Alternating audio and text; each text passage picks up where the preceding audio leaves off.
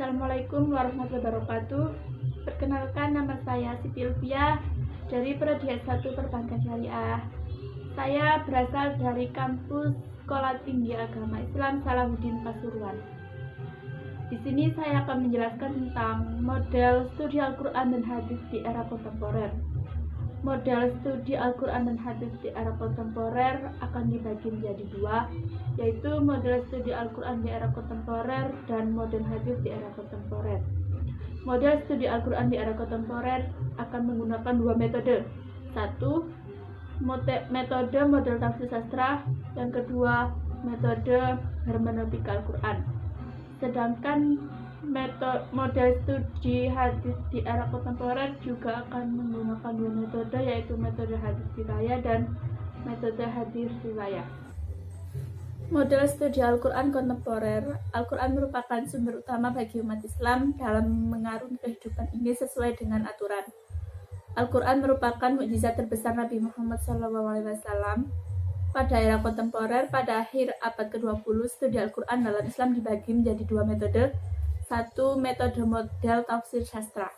Salah satu dari keunikan Al-Quran yaitu adanya pengulangan kata di beberapa ayat yang terdapat dalam surah Ar-Rahman. Contohnya terdapat pengulangan sebanyak 31 kali, dan hal itu merupakan suatu keunikan yang diteliti oleh berbagai kalangan ulama seorang ahli tafsir. Model tafsir sastra Al-Quran di era kontemporer ini setidaknya pada akhir abad ke-20 mendapatkan perhatian yang lebih dan istimewa. Ini terlihat dari banyak karya kesarjanaan yang dihasilkan pada kurun waktu tersebut. Jika dilihat dari garis besar, metode kajian sastra tematiknya dapat disimpulkan dalam 4 pokok pikiran. 1. Mengumpulkan unsur-unsur tematik secara umum dalam suatu surat. 2. Menggambarkan ruh sastra tematik secara umum, kemudian merincinya per ayat. 3. Membuka dengan kupasan bahasa dalam ayat itu, kemudian dibandingkan dengan berbagai ayat yang memiliki kesamaan gaya bahasa. Dan yang terakhir menyebut jumlah kata serta memberikan kesamaan dan perbedaan dalam penggunaannya, serta menyimpulkan korelasi atau hubungan antara gaya bahasa tersebut. Yang kedua, metode hermeneutika Al-Quran. Hermeneutika adalah sebuah disiplin filsafat yang memusatkan pada persoalan interpretasi terhadap teks, terutama teks suci yang datang dari kurun waktu, lokal, serta situasi sosial yang asing bagi pembacanya. Hermeneutika sendiri merupakan tradisi berpikir atau refleksi filosofis yang berupaya untuk mengungkapkan konsep, festehen atau memahami. Hermeneutika ini bertujuan untuk melintasi keterbatasan bahasa guna mencapai proses batin, yaitu makna yang tercover melalui bahasa tersebut. Jika dilihat dari segi terminologinya, kata hermeneutika ini bisa didefinisikan menjadi sebagai dua hal. Di antaranya, satu, mengungkapkan pikiran seseorang dalam kata-kata. Yang kedua, menterjemah atau bertindak sebagai penafsir atau bisa berarti menafsirkan. Kemudian, selanjutnya, ketika kajian hermeneutika ini dibawa ke dalam dunia Islam untuk mengkaji Al-Quran dan Hadis, keberadaannya pun diperdebatkan sebab penolakan ditujukan dengan beberapa alasan. Satu, dari aspek perkembangan historisnya, hermeneutika berasal dari Kristen Barat dan tradisi filsafat sehingga tidak mustahil mengusung ideologi dan nilai-nilai Kristiani Barat dan juga yang tidak pasti sesuai dengan Islam.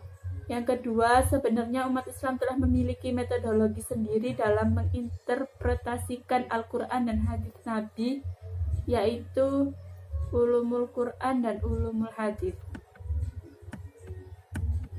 Banyak mereka yang beranggapan bahwa hermeneutika ini bukanlah berasal dari tradisi Islam dan merupakan metode yang dipakai dalam mengkaji Bible.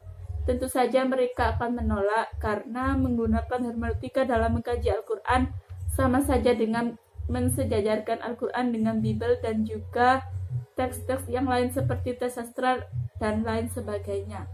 Padahal Al-Quran adalah kalam ilahi dan bukan hasil karya cipta manusia. Hermeneutika Qur'ani dapat digolongkan menjadi 3 macam, yaitu quasi-objektivis tradisionalis, yaitu sebuah penafsiran yang berupaya menangkap pesan Al-Quran secara objektif sebagaimana ia dipahami, ditafsirkan sebagaimana pada situasi sebagaimana Al-Quran diturunkan lalu diaplikasikan. Yang kedua, kuasi objektivis modernis, yaitu berusaha menangkap original meaning, makna asal teks, namun makna asal itu hanya sebagai pijakan awal untuk melakukan pembacaan terhadap Al-Quran untuk masa kini.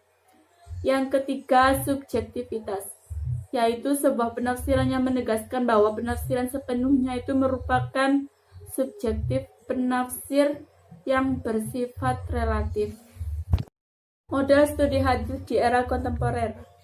Model studi hadis di era kontemporer ini akan dibagi menjadi dua hadis, yaitu hadis diraya dan hadis riwayah. Hadis diraya adalah suatu ilmu pengetahuan untuk mengetahui sanad dan hadis, sedangkan hadis riwayah adalah suatu disiplin ilmu pengetahuan untuk mengetahui cara-cara pengutipan segala sesuatu yang disandarkan kepada Nabi Muhammad SAW, baik berupa perkataan, perbuatan, pengakuan maupun sifat. Hadis dan sanad berdasarkan matbul dan marbutnya, yaitu dibagi menjadi 3 hadis, yaitu ada hadis sahih, hadis hasan, dan hadis dhaif. Hadis sahih adalah hadis yang sanadnya bersambung-sambung, yang diriwayatkan oleh orang yang adil dan sempurna hafalannya dari orang yang sekualitas dengannya hingga akhir sanad. Kemudian hadis hasan. Hadis hasan akan dibagi menjadi 2, yaitu hadis hasan lidzati dan hadis hasan li ghairi. Hadis hasan lidzati adalah hadis yang diriwayatkan oleh seseorang yang adil, kurang kuat ingatannya, bersambung-sambung sanadnya, tidak mengandung cacat dan tidak ada kejanggalan.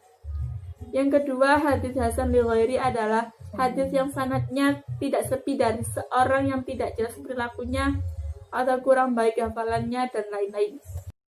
Sekian dari saya, kurang lebihnya jika ada salah kata, saya minta maaf yang sebesar-besarnya. Terima kasih. Wassalamualaikum warahmatullahi wabarakatuh. Jangan lupa channel YouTube dan like subscribe.